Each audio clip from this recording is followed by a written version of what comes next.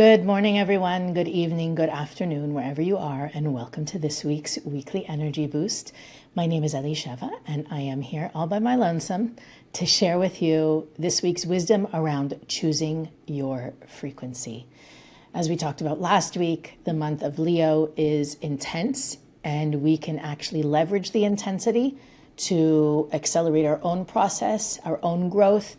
It's almost as though when you walk outside with a candle on a sunny day, it's not that bright. But if you walk into a dark room with a candle, you light up the whole room. And this time period ends up feeling a little bit like that. Like there's so much darkness that we really do need to make sure we are being a candle.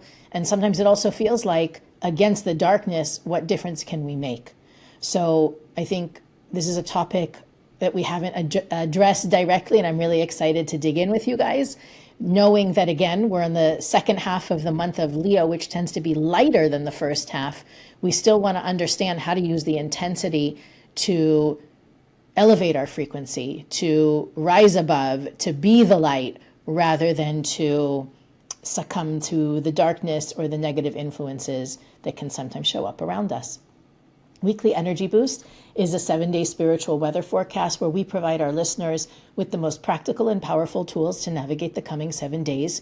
We do that by gleaning wisdom and tools from the teachings of Kabbalah, and every episode ends up providing timeless wisdom and tools that you can use not only this week, but literally any week. And the concept of frequency, I think it sounds like a very even when I hear the word, it sounds like a new age or even scientific concept. But the truth is that in the spiritual sense, our frequency, our vibration is one of the only things that's really in our control, in our complete control. And I think there's a few ways to look at it, and hopefully I'll do my best in articulating these ways, not only to look at it, but to strengthen it or elevate it, and also how to use our frequency in our environment to support others, to be a driving force versus a passive passenger in our experience.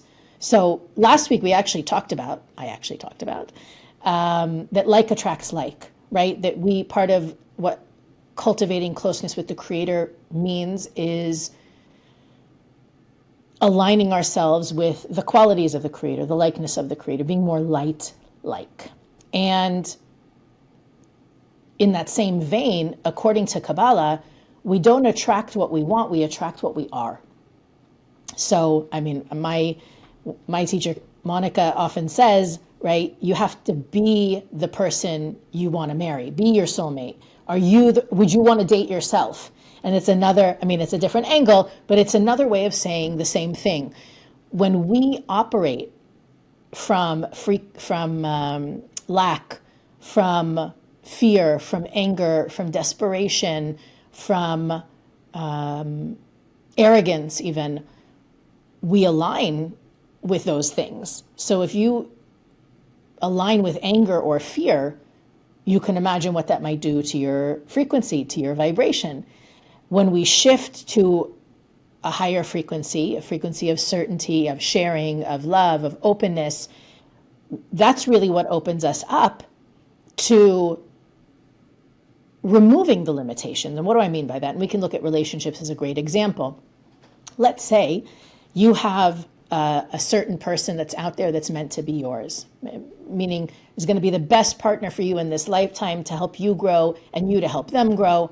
But your frequency or the place that you're operating from now is a place of fear of not finding the right person, fear of not finding the right person in time to start a family, fear of being alone, fear of settling, fear of needing to settle. And when you operate from that place of fear, you attract someone who meets you there, right? You attract somebody you will have to settle for. Your consciousness, which is essentially the broadcast of your soul, is what's going to create the movie that you experience. It's like the projector. So that if you're projecting fear and worry, you attract a reality that you should be fearful and worried of. Versus, and I know it's kind of oversimplifying it to say certainty, sharing, love, and openness, but this is not a concept in physics, it's a spiritual law that the universe is going to meet you where you're at, and not, it's like dress for the job you want. Maybe that's another physical way to talk about it. Being the person that you would want to marry or you would want to date is actually a way to elevate your frequency out of that limited place and into a place of expansion. Now, why be in a place of expansion? Explain to you the benefit of that. Your consciousness is basically your frequency. Right? I said before, it's like the projector of your movie. So if every thought, word, and action emanates a vibration, if your thoughts are fearful, if your words are fearful, if you act out of fear, you're lowering your frequency. And so you're going to experience life at the frequency that you're on. Now, how do you know if you're vibrating or if you're operating at a high or low frequency? Look at the course of the last 24 hours in your life. And again, annoying Kabbalah asks you to be honest, to be objective about what you're going to look for right now.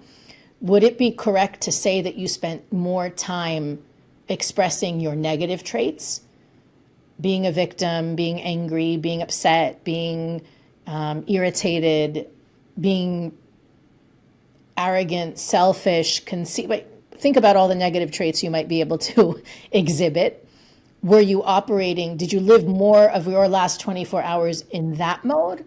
Or were you living more in a mode of compassion, humility, openness, certainty, empathy, positivity, and really being able to say, okay, in the last 24 hours, granted, I'm sure you slept, but let's say in your last 18 waking hours, if you can say, well, I had a really hard day yesterday. I was probably 30% high frequency, 70% low frequency.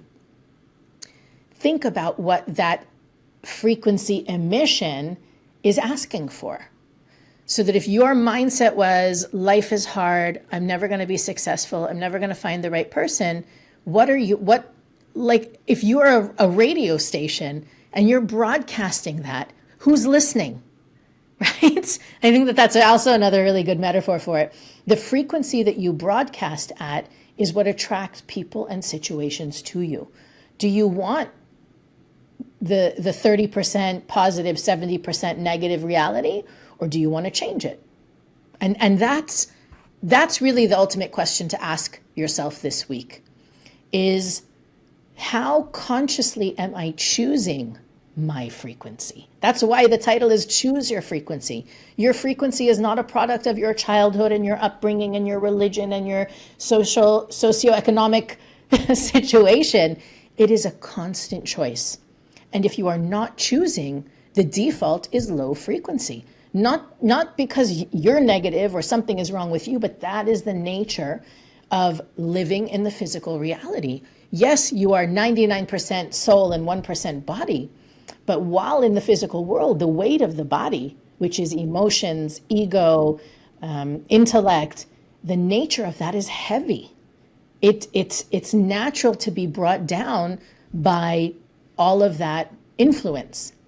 That's why in Kabbalah we learn that, and I'm going to share with you at least one tool to elevate out of that, but if you're not consciously choosing to be proactive, to be mindful, to be empathetic, to be a force of goodness, by default, the non-choice is negative.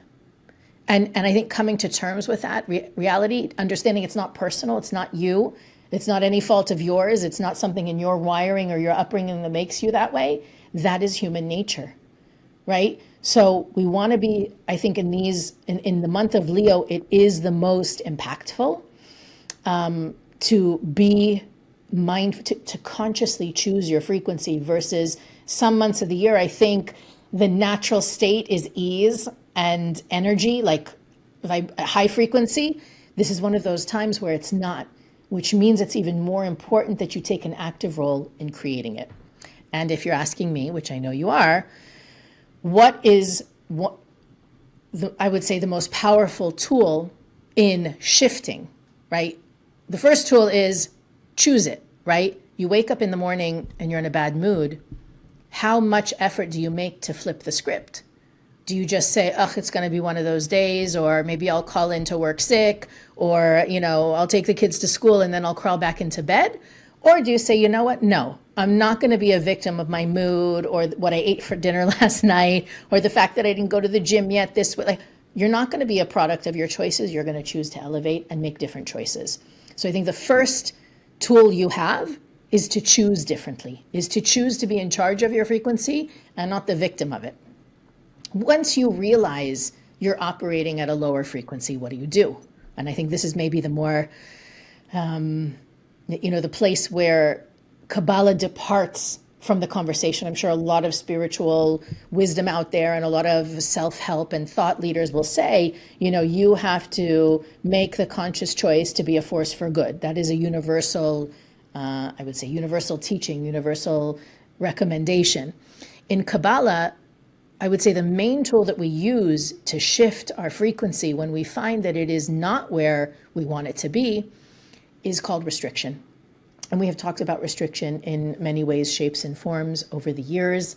What restriction really means for today's discussion, without getting into all the nuts and bolts of it, is to pause and to choose a higher response rather than operating from ego, from entropy, from human nature, right? Even though normally when I feel this way, I would call the office and say I'm not coming in, or find somebody to replace me for the day, or find a way to bow out of showing up because my energy is not where I want it to be or where I'd like it to be. Instead, pausing and saying, wait, what's a higher response than abandoning ship? What's a higher response than calling it quits? What's a higher response than blaming and shaming other people to offset my frustration? What is it? And again, of course, it goes back to last week's episode also about that closeness in essence with the Creator. But there's always connections across weeks to the energy and to the opportunity, especially in a single month. But in the moment that you're able to pause and shift, even if it's 1 degree higher, even if it's, I'm not going to call in sick, I'm going to go into work and I'm going to get a triple shot of espresso and I'm going to listen, I'm going to put in my AirPods, I'm going to listen to high energy music until I just break. I'm going to fake it till I make it. Faking it till you make it is a higher vibration than calling in sick and shutting out the world for the rest of the day. So it's not about, and this is something that I actually had a conversation with a good friend about, something that I realized about myself over the last few years is that one thing I know really helps me shift my vibration is exercise. That the days that I exercise in the morning, I have a much better day. And I realized about myself that I have a perfectionist mentality about this. Like if I can't exercise in the morning, I'm just not going to do it. I'm not going to exercise at 4 p.m. It's not worth it. And if I can't exercise every day this week, I'm not going to exercise at all. And I realized what kind of,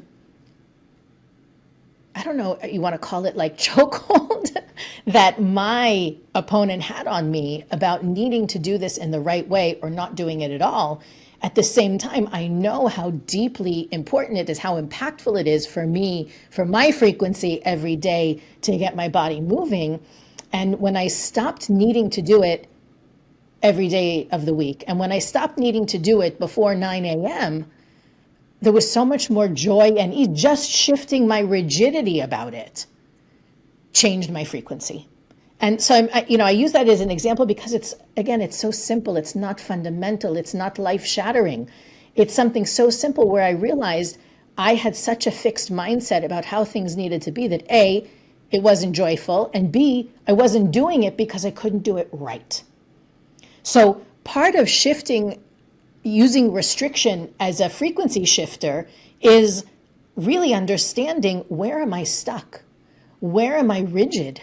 Where am I holding myself to expectations that cannot possibly be met? And so because I can't do things right, or I can't do things perfectly or as they should be, my frequency is being, I'm heavy, I'm low. And I've, of course it's a perfect example because it's actually about moving your body and changing your vibration. But at the same time, understanding that simply pausing and saying, how can I approach this differently? How can I be more open-minded, flexible, curious, interested? How can I do things differently? And sometimes just doing things differently changes your frequency. But if you don't pause and ask the question, you don't have the opportunity to restrict that natural gravity that the body has to lower your frequency. And maybe that's an even better way to think about it. It's like gravity. Gravity is going to pull you down. It has a purpose, but the purpose is actually for us to rise above it in spiritual context. So restriction also isn't repression, and I guess we don't say that enough necessarily. Restriction is when it's really what we're doing is we're choosing soul over ego. We're deciding that despite how I feel, whether it's energetically, emotionally, mentally, I'm going to allow my consciousness, my higher self, to take over. But if we're not going to practice the pause and not going to ask the question, what's a higher response? What can I do differently? And sometimes it's just about doing something different. It's not even about what's the best response, but it's just about what's a different way to handle this or navigate this. We shift our frequency. And there are other tools, obviously other wisdom. I can't pack it all into 30 minutes, but there's a lot of the teachings of Kabbalah and the tools that we have are really for shifting our frequency. And, I know that you know this, especially if you've been listening for any period of time. If you're new to the Weekly Energy Boost, the purpose of the podcast itself is to provide our listeners with something they can share with other people that doesn't tell them what is Kabbalah about. It actually is the teachings of Kabbalah in a way that you can understand it regardless of where you are on your spiritual journey. So even in thinking about sharing as a way to shift your frequency, right? When you notice that you're in a low frequency, the fact of the matter is it's usually because you're very self-focused. Again, ego, body, me, self-preservation, taking care of myself. And I don't mean self-care, taking care of myself, meaning like defending and protecting, being consumed with me is a big frequency downer. So if you can get outside of yourself and share with someone else, right? And I'm saying it as, use the podcast, you have my permission. Anytime you feel yourself low frequency, ask yourself, who can I share with right now? How can I get out of myself for the sake of elevating my frequency? That's not selfish. The entire world benefits when your frequency is elevated. So think about who you can share with. Even, by the way, going back again to the podcast, why do we learn what the energy of the week is? Why do it, you could listen to what I said about the month of Leo and say, why are you being so negative? It could be a great month. Why are you injecting that? The truth of the matter is that by me knowing that the month of Leo is an intense month, and I know it's easy for me in this month to feel depleted and heavy, I can proactively do the things that I know will help me feel lighter.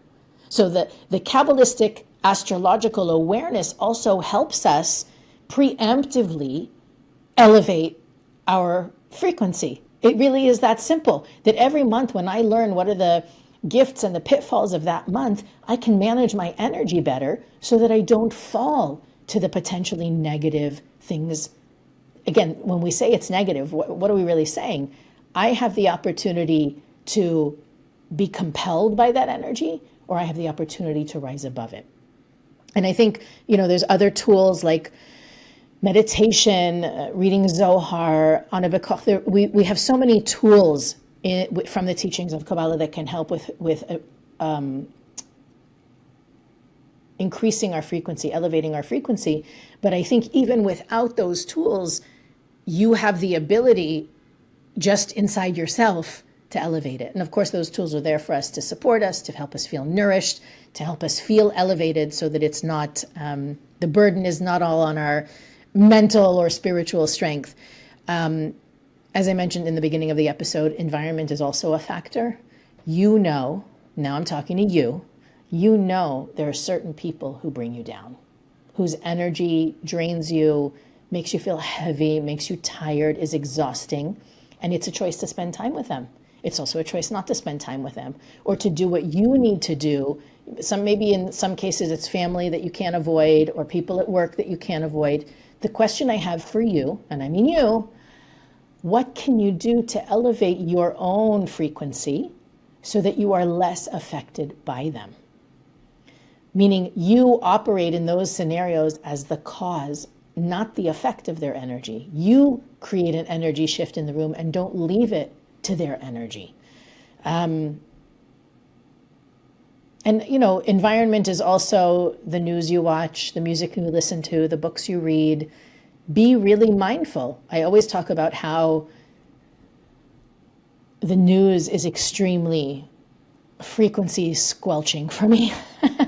So I'm really discerning about how and what kind of news I consume.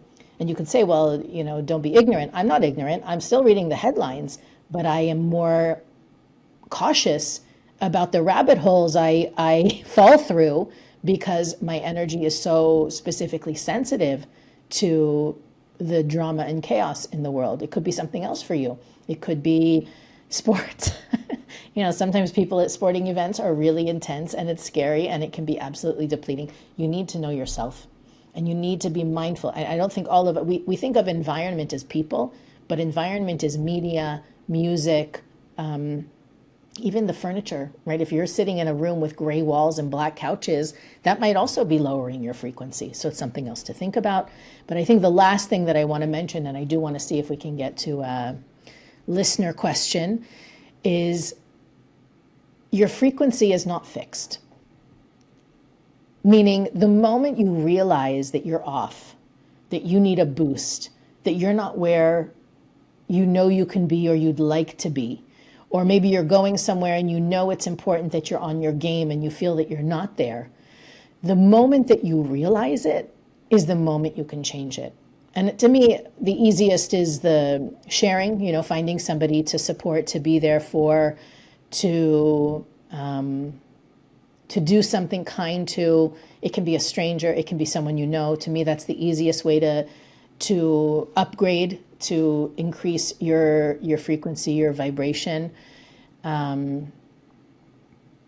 But to know that the moment you realize it is literally the moment you can change it. And sometimes it's just the realization, wow, I let myself be drained by that friend. Or wow, I spent too much time reading about the disaster in so-and-so. To be really conscious, to pay attention. And I think that this is a great week to create the formula for you of what helps you elevate your frequency and maintain a high frequency, and to be really demanding about those conditions being met, because they can't always be met. But if you most of the time demand those qualities of yourself and your environment, then when you are depleted or your frequency is diminished, it's easier to bounce back. I wanted to do another question, and I'm trying to see. I collected so many, and I'm trying to be in the moment and see which one. Okay, you know what? Actually, this one is very relevant. According to what we were just talking about, the general question is, how do I use restriction, which we were just talking about a minute ago? How do I use restriction in real-time moments of anger or jealousy or impatience? And lucky for me, I just taught a class about anger recently, and so it's fresh in my mind. So that was also why it's an easy one for me to use. Let's say you find yourself getting angry, and objectively, let's say it's a person you're in a relationship with, a partner, parent, sibling, child, somebody that you engage with, you're around a lot, and that when it comes to a certain topic or a certain situation, you get angry, or you're already not in a good place about it, and if you have that discussion, you're going to get angry. What does restriction look like in that sense, in the department of anger? And I believe impatience is also, it's the same thing.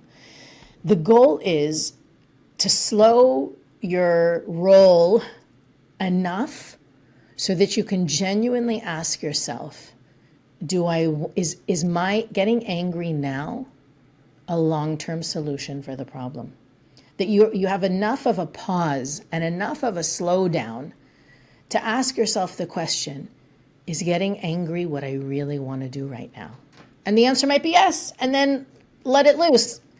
But if you slow down and you remember, I love this person, and me getting angry in the past hasn't changed things, so me getting angry right now isn't going to change something. What can I do instead?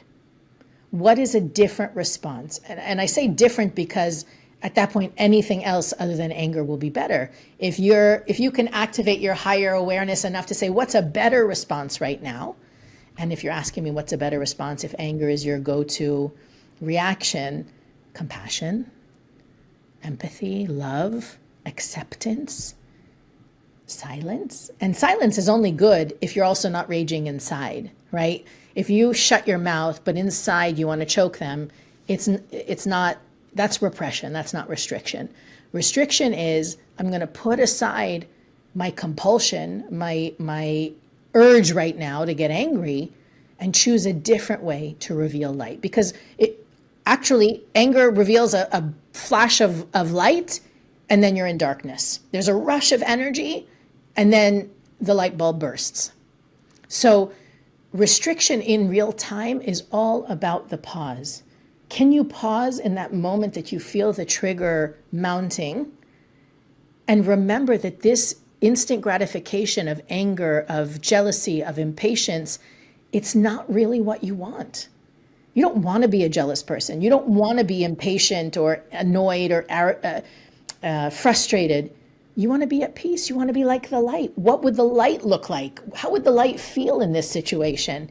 It's never anger and it's never impatience. It's calm, it's peace, it's love, it's acceptance. And that doesn't mean, it's not a contradiction. You may need to have a boundary with the person who makes you angry or impatient, but being more light-like is always going to lead you. The quest to be more light-like is always going to lead you to a better response. So if maybe the old you used to throw a fit, and the new you, today's you, is going to pause, breathe, and say, you know what? The story I'm telling myself right now is this isn't going to change, and I need your help rewriting the story. So you're still kind of getting angry, but you're asking for help to not go there, already changing your movie, already changing your frequency, already changing the trajectory of the repetitive situation that keeps getting you angry with this person. So really opening up to restriction is really about opening yourself up to being fulfilled, right? The anger is going to fulfill you for a minute.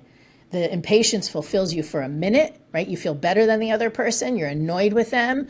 You get it out and you feel better for a minute, but it's not a long-term solution. Restriction is about pausing and seeking an alternate way to be fulfilled in that moment that's going to result in lasting peace, not temporary feeling good and then this situation happening again later. I hope that's helpful. I know that many of you have written in over the years and asked different ways, shapes, and forms. My brother's on a negative path, and I'm obsessing over it. How can I let it go? That's the answer to the question. And so continue to send us those questions, to write in. Sometimes it's appropriate to give all the details. Sometimes I think it makes more sense to summarize the question. But hopefully that's been helpful, and I want to hear from more of you. So send us your messages. Weekly Energy Boost is available on all podcast platforms, YouTube, Facebook, and Instagram. You can follow us there for additional content to support you in living what we talk about every week. You can also go to our website, weeklyenergyboost.com, where you'll find our archives, things we think are important for our listeners to know about, as well as the send us a message and the donate button. You can help support and make Weekly Energy Boost possible by donating to the cause. But as always, the best way you can support the cause is to share this episode and help Weekly Energy Boost get out in front of more ears and more eyes, and hopefully tip the scales so that there's less of us struggling with frequency, and that the greatest struggle is how can we share more of our light. We'll see you next week on the Weekly Energy Boost.